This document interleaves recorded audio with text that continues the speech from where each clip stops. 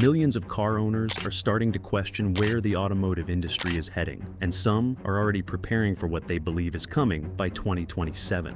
But before we continue, make sure to like the video and subscribe. We're locked in on providing new content every day for everyone who tunes in, and there's plenty more coming. But with that being said, let's get back into the video. Holy crap, you guys, between the flock cameras that are already everywhere surveilling us and this new law that got put into place that cars starting in 2027 have to have AI and sensors so that they can literally see and hear what you're doing inside your vehicle. What the we just have to stop buying cars, I guess. Stop buying new cars, at least. I've never been more grateful for my 2016 stick shift Fiat, because what the I was thinking though, so is a possibility around this? So you know how Luigi bought a 3D printer and printed out and did what he did? Can we print a car? I mean, there's a lot of really intelligent people in this country and in this world who can definitely come up with a workaround for these kinds of absolutely ridiculous laws that our country is trying to pass on us. I say trying. Passing them. They're all over the place. We're already a surveillance state, you guys. You are literally not safe in your home anymore. You're not safe in your car. You're not safe out in public. You're not safe anywhere. What the In 2027, Ford's going to implement that cars start based on your health, and if you're stressed or anything like that, the cars will not start. This is similar to that episode of Black Mirror. The episode in question is entire history of you. Remember when he was stressed out when he found out his wife was sleeping around with someone else, the car wouldn't start because he was under duress. His blood pressure went up and the company knew it, so they locked the car down. This is my second time making the video because I don't understand why the first one didn't do well, because this is very important to get out to people. But now you can't even drive. Imagine if somebody's coming at you and you're under stress and you're trying to get away and you can't because your car won't start, or you're being chased by a bear that wants to eat you and you can't because the car will not start. Really think about that. Use Black Mirror as a reference for what's going to happen in the future. That's all I got to say. Starting next year, 2027, every single car made and sold in the US is going to have AI surveillance that determines whether you are allowed to drive your car or not. For safety, of course, for safety. And it's not just to determine if you're sober. If your eyes are open too wide, if you're panicked, it won't start your car, you're unfit to drive. Imagine there's like a secret police force that's going and killing people extrajudicially and kidnapping and disappearing them, and they're a little panicked and they'd like to leave the area. Part of me feels like this is just a reason to justify AI being in the public so much, because the bubble's about to pop, so they need to find ways that it's actually useful. But holy fuck, like, okay, imagine that scenario, right? You're panicked, you need to leave. Imagine you're being chased by, like, someone who threatened you. Imagine, like, someone's literally chasing you with a knife or a gun. Imagine you're simply tired after working a 12-hour shift at a warehouse because you can't afford anything else. Now you can't go home. Like, you're stuck in your car because it won't let you go home. The AI surveillance part, again, has been in cars for a while. That's not new, but now it has a kill switch. Until you vote blue no matter who, bootlickers, I want you to imagine who was instrumental in getting this bill passed. It all started with cruise control, then lane assist, then the thing on your mirror that has a little icon that lights up if someone's in your blind spot, then collision detection. But how naive we were to think it would stop there. 2027, dude. It's just going to become normal. I don't know what way there's going to be around it. It's not what people think. I don't know that we even realize what extent of surveillance is going to be mandatorily included in our vehicles if you need a new one by 2027 or in 2027. Which, by the way, how long do you think it takes? All of a sudden they say, like halfway through 2026, that in 6 months from now, all new cars will have this AI facial recognition technology with 1 million sensors. They must have had this planned for years. There's no way you can throw that together in 6 friggin' months. Now, of course, and this is what they say, your car will basically watch you. Yes. It's a federal push tied to impaired driving prevention. And it literally very well may stop a bunch of impaired drivers. But it also will certainly have false positives. You may be trying to get away and maybe you got beat up and you're trying to flee the scene and save your, self, but you look kind of messed up. so it won't let you start your car. Like, there's so many implications. And then, of course, you know, it'll be beeping you and annoying you if your eyeballs are looking the wrong way, or if you... In fact, there was a guy who rented a car that was a new car that wasn't even a 2027, of course, and he's renting this car, he's in the United States, and he's looking out the window at something, and the car beeps and reminds him to keep his head facing straight. Now, it's kind of like a lion. You know what I mean? A lion would sooner be happy in the dangerous wild where food and water are not guaranteed than to be fed food and water in a cage and be totally safe and secure, but have zero freedom. They call it the difference between peaceful slavery and dangerous freedom. I don't know if I'm buying that this is all about saving lives or if it's about increasing the surveillance state. And it's interesting that the UK is doing the same thing with new cars needing all this new tech. Honestly, this is the kind of thing that makes you stop and think about where the automotive industry is heading and where we're supposed to draw the line. Cars already have more cameras, sensors, and computers than ever before, and now people are questioning just how much control all of that technology could eventually have. And the bigger picture is honestly pretty concerning. Surveillance is becoming a bigger part of everyday life, and cars are no exception. The more we depend on software and connected systems, the more potential there is for technology to decide what your vehicle can and can't do. That's the part I don't like. A car should be something you own and control. I don't want to spend tens of thousands of dollars on a vehicle only to have a computer determine whether I'm allowed to use it.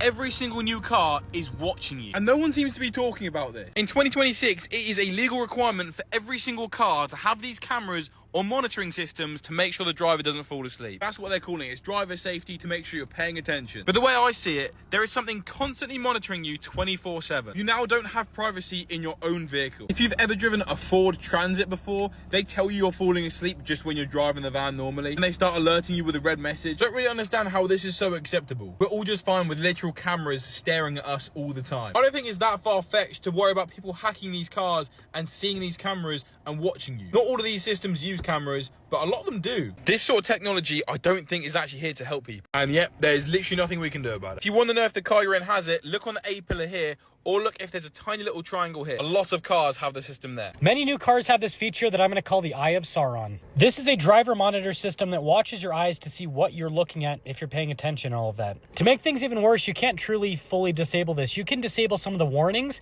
but it'll always be watching you. You pair that with the fact that the automakers also have your GPS coordinates at all times.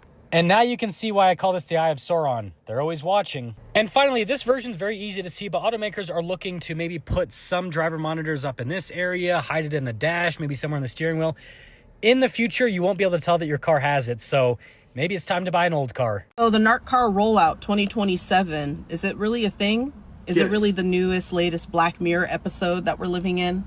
It is. You know, where they're poisoning the gas so that it destroys all the engines of older cars, which forces people to like go out and start car hunting. And then they'll be like, oh, we're having great deals on these 2027 NARC cars that are fully equipped with a kill switch, audio visual equipment, so we can spy on you, just like disable your car so you can wait at curbside for the cops to come through. You know, distracted driving, impaired driving, talking shit about the government while you drive. That's all a thing of the past. And now I saw that they're burning down junkyards so that you can't salvage cars either. They want your tushy in a new vehicle. Do we have a choice though? I don't know. Do we ever have any fucking choices in this stuff? It's just sort of things that they thrust upon us and then create lots and lots of hurdles so that you must become a part of it. You always have a choice. We always have a choice. You know what I mean? You can just go back to walking, go back to get your bike, get your motorcycle, get you something other than a 2027 car, get you a little older car or whatever. You got a choice. It's up to you what you want, though. I don't want to be monitored like that, you know what I mean? Because the next thing, if you're doing it in my car, you're going to try to do it in my house. And they always talking about putting the smart nodes on people's houses right now. People can sign up to say, hey, your light bill or internet bill will be a lot cheaper because it'll be combined. Because smart nodes, I don't want no part of that, man.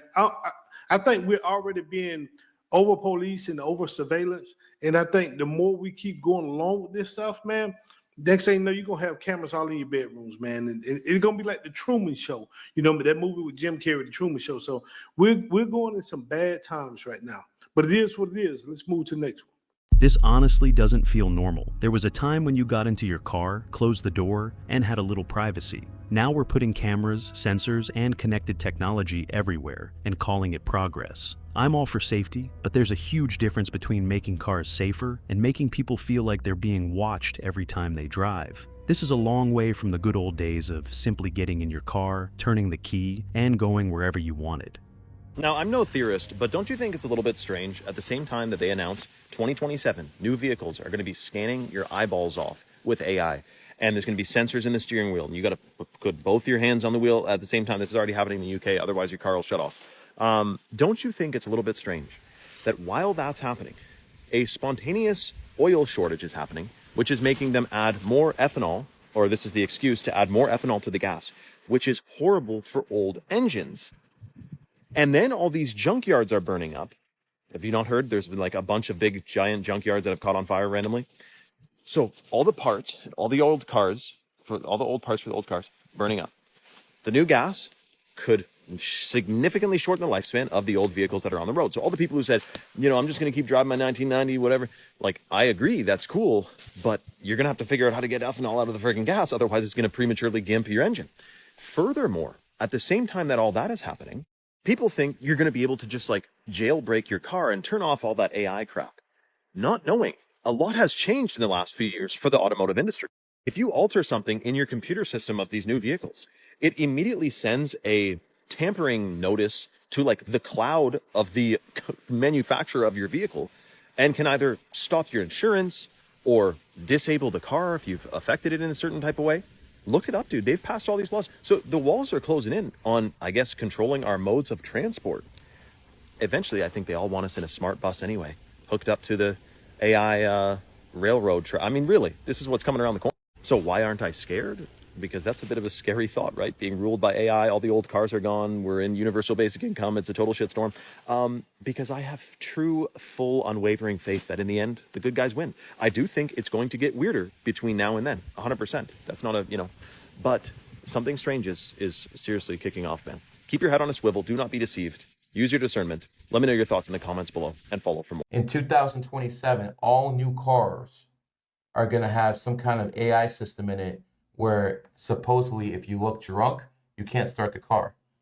I'm sure the government isn't going to abuse that system. It's already in Ford's. Yeah, Ford trucks. I saw that on Twitter. I'm sure the government isn't going to abuse that system because you know how trustworthy the fucking government is.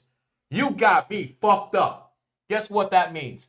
I'm never going to buy a fucking brand new car past 2026. Yes. That's what the fuck that means. Good point. If you buy a car past 2025, actually, they can actually monitor your driving, your mileage, all from a computer. Your next new car may be watching your every move and deciding on its own whether you're allowed to drive or not. Now, this is not science fiction. Back in 2021, Congress passed the Infrastructure Investment and Jobs Act, which included a mandate requiring all new cars to have driver monitoring systems capable of detecting impaired drivers. The deadline for automakers to have this technology in place is 2027. There is just one problem, though. The technology doesn't exist yet.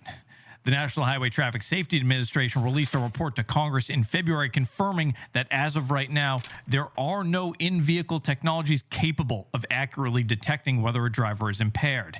And here's where it gets a little more concerning, because even if a system achieved a 99.9% accuracy rate, it would still produce millions of false positives every year, meaning completely sober drivers could be locked out of their own vehicles. The agency also acknowledged that mandating in-car cameras raises serious privacy concerns, noting that everything you do inside your vehicle could potentially become a data point. BMW, Ford, GM, and Toyota have all written to the NHTSA saying they are generally supportive of the initiative, but raised concerns about the accuracy and consumer acceptance. The 2027 deadline is almost certainly going to be missed, but this is not going to go away. Let me know what you guys think. When you step back and look at all of this together, it's pretty wild how different car ownership is becoming. We're paying more for vehicles that can do more, while somehow giving the owner less control and less privacy. And that's what I think people are starting to push back against. Nobody wants to spend tens of thousands on a vehicle just to feel like they're sitting inside a computer that's collecting information about them. Cars used to be about freedom. You got in, started the engine, and went wherever you wanted. I don't think wanting some of that simplicity back is unreasonable. If you enjoyed the video, hit that like button and subscribe. Let me know where you stand on all of this, because I genuinely like to hear what you think. Thanks for watching, and I'll catch you in the next one.